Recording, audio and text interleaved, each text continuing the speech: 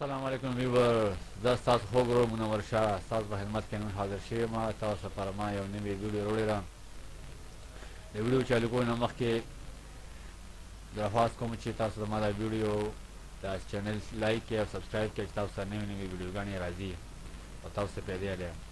نن به مونږ یو اس بي څنګه بوټ کوو، د یو اس بي نه به ونډو څنګه اچوو، د دې طریقه به مونږ زده کوو ویډیو کې. نو ویډیو چالو کولو نه مخکې تاسو ته پکار دي تاسو سره 4 جی بی 8 جی بی یا 16 جی بی یو اس بی وي. دا یو اس بی دې وخت زه پلګین کوم، دا ما کمپیوټر کې پلګین کړه، تاسو به اواز مو اورېدلي. دې لپاره ما له یو سافټویر پکار دی چې زه پرې یو اس بي بوټ کړم. ما راپسې یو سافټویر دی، ما اوپن کړو، یس مې ورکړو. دې کې ما ته وویل چې ستا یو اس بي 16 جی بی ډیټیکټ شوی ده. دې کې انټي پیس فایل پکار دی، دلته به راشئ ایمیج ته. ایمیج به تاسو مخکې نه تیار ایښي په کمپیوټر کې. ایمیج به څنګه جوړوئ، د هغې لپاره نور ویډیوګانې دي یا ښکته ډسکرپشن کې نور لینک دی، هغه تاسو کلیک کړئ، تاسو به وینډو نه ایمیج څنګه جوړېږي هغه طریقه به زده کړئ. دې وخت کې مونږ یو اس بي بوټینګ طریقه زده کوو چې یو اس بي بوټ کوو څنګه.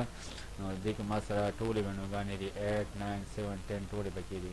دې وخت ما وینډو 7 سلیکټ کړه، اوپن مې کړو او دا مې سټارټ کړو، اوکې مې کړو.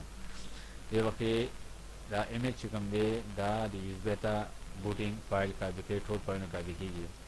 نن سبا چې دی څوک هم چې دی د ډي وي ډي نه سی ډي نه وینډو نه انسټالوي، ځکه چې هغې زیاتره فایل خراب راتلو یا به وینډو خراب راتله، هغې د وجې چې دی اوس دا نوې طریقې راغلي یو اس بي نه وینډو اچول.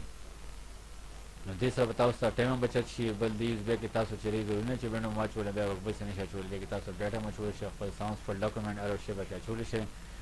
او په دې ویډیو کې تاسو څه مشکلات یا څه پریشاني وي تاسو ما ته ښکته کمنټس کې لیکلی شئ، زه په هغې باندې تاسو ته د هغې جوابونه درکولی شم.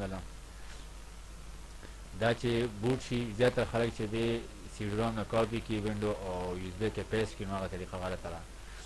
دا کو داسې اسان طریقه نه وه چې هغه بیا زده کوله. دې لپاره چې دی د رپس یو سافټویر دی، داسې نور سافټویر هم دی خو دا سافټویر لږ تیز هم دی، دې کې وینډو هم تیزه کېږي او ټایم هم بچت کېږي. نو رپس سافټویر دی، دا تاسو چې دی نیټ نه ډاونلوډ کولی شئ.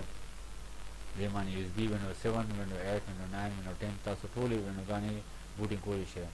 نو تاسو ته به ټایم هم بچت کېږي، بازار ته تلو ضرورت هم نشته، نه سی ډي اغوښتو ضرورت شته، نه ډي وي ډي اغوښتو.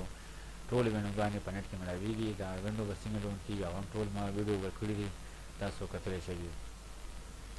تھینک یو فار واچینګ مای ویډیو.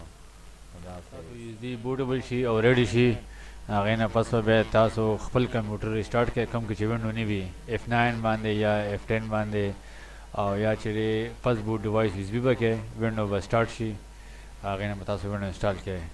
امید لرم چې دا ویډیو به ستاسو خوښه شوې وي. مخکې ویډیوګانو لپاره ویټ کوئ. جی تھینک یو فار واچینګ مای ویډیو. جزاک الله.